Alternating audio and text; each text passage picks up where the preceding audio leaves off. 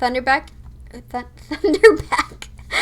So yeah, why? Explain. Somebody explain.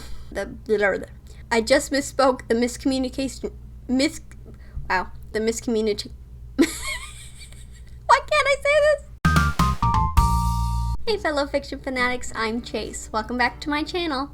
Today I'm going to have a little bit of a rant video because I am talking about all my bookish pet peeves. Alright, let's get into it. So the first one I have here is my absolute biggest pet peeve. I cannot stand when books do this.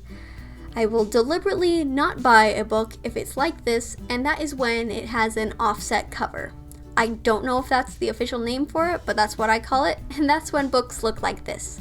When they have covers that don't cover the book. It's not doing its job, and it bugs the heck out of me. The only reason I have this book with the offset cover is because I didn't want the hardback. I think they look cool, but they are extremely heavy.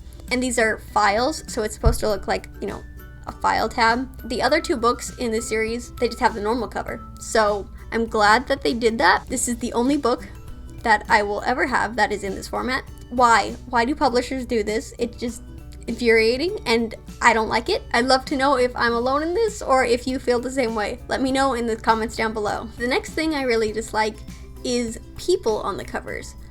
It's just, no. It's basically saying, hey, you can't imagine the character for yourself. They have to look like this. And I'm like, no, I want to picture them for myself. Don't do that. No, I'm good. I have an imagination, thanks.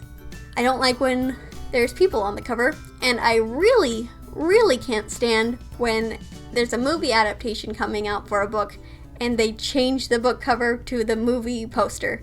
No!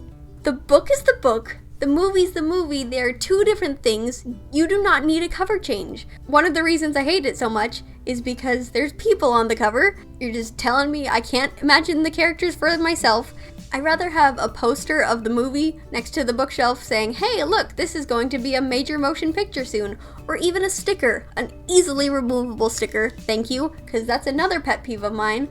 I can't stand when you get a book and there's a sticker and it's really hard to get off, or when you get it off, it leaves a residue and you're just like, thanks. Yeah, can't stand either of those things. So I love both hardcover and paperback book, but when it comes to buying a series, I want them to be all in the same format. I have a couple of examples here. I have Strange the Dreamer in the beautiful paperback edition. I like this edition better, so I got it in the paperback. When I get Muse of Nightmares, I'm also gonna want it in the paperback edition. I have both Scythe and Thunderhead in paperback, so I'm waiting for The Toll to come out in paperback as well. Same story for the Truly Devious trilogy.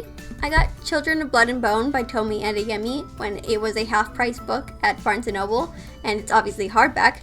So I got Children of Virtue and Vengeance in hardback. That means I'm going to want the third book in this hardback edition as well. So I love bookmarks, I collect bookmarks, and although I don't dog-ear books, I'm perfectly okay with others dog-earing books as long as it's obviously their own. But something I can't stand that I know my husband does is he will use the book sleeve as a bookmark.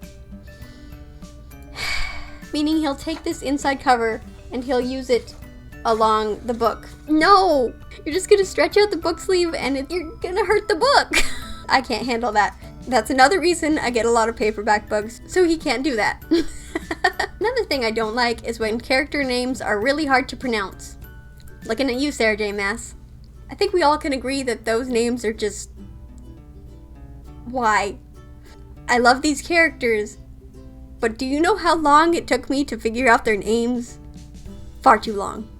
I also really hate books that romanticize abusive relationships. I also really hate the miscommunication trope. I think one of the reasons I dislike this so much is because I have a degree in communications, so I'm like, just talk to each other, it would solve the problem.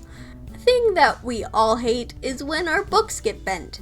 You're just like, no, my book, I hurt it, I'm a horrible person. We've all gone through it, we all hate it. I recently got something to solve this problem, and that is book sleeves. This book sleeve my husband actually made for me, and I really love it. I am so glad that I now have something to cover my books and protect them when I put them in my bag. So I'm super excited about this. A thing I don't understand is when people rate a book before they've read it on Goodreads. I've seen books where they're not even out yet and people are like 5 stars, 4 stars, and I'm going, why? Why? You don't know. What are you doing? You're just throwing off the statistics. I don't get it, because it's like, are you just going around and putting all your 5-star predictions and rating them already, and then when you read them, you change them? Why? I don't understand. Explain. Somebody explain. I also hate when the synopsis spoils the book. You're just going, I want to read you, but you told me everything. I remember one time I was reading a series and I was in the middle of one book and the next book had come out and my husband was reading it, and so I quickly just like opened it up and read the synopsis. It had been talking about in the book that I was reading that so and so had died, and I was just like, excuse me? No. Spoilers! I really, really don't like spoilers. I'm so bad. I will literally go to my husband and be like, can you tell me how many pages are in this book? Because I don't want to read something on the last page. Let me know if this is just a me thing, but I don't like it when an author's name is bigger than anything else on the cover. It's just like, are you promoting the book or yourself? It just bugs me, and I'm just like, yeah, I don't really want to read your book now. Sorry. I'd love to know if anyone else feels this way in the comments. Another thing I don't really like is when books just have a name or a place as the chapter title. For example, the Three Dark Crowns series did this, and I just think it really makes the book harder to navigate, especially when there's no table of contents. I feel like if I need a name to tell me which perspective I'm supposed to be reading from, that's just not good writing. And really, I'd rather just have a number or a catchy title instead. But that's just a personal preference of mine. And the last thing I'm going to talk about is missed opportunities. I have an example here because it's just like, come on guys, couldn't have thought this through? I have the Lunar Chronicles here. I love the Lunar Chronicles. I think they're so fun and I really want to reread them. But the thing is, the spines on just the book alone have little symbols. So Cinders makes sense, Cinderella's slipper. Winters makes sense too, it's the apple, because Snow White. Even Levana's makes sense, she's the evil queen and her story is fairest. And we have a creepy little crown, see?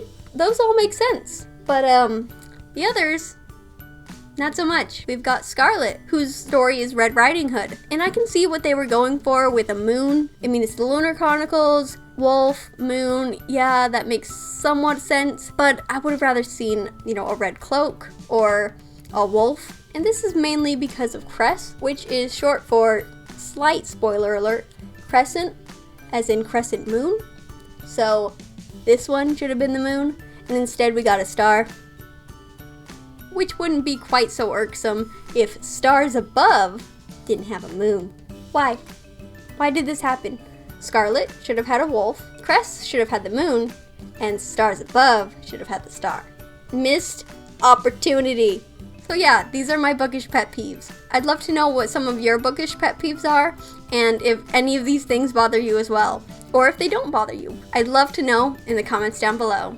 As always, thanks for watching. Don't forget to like, comment, and subscribe, and don't forget to share the loves. I'll see you next time. Bye!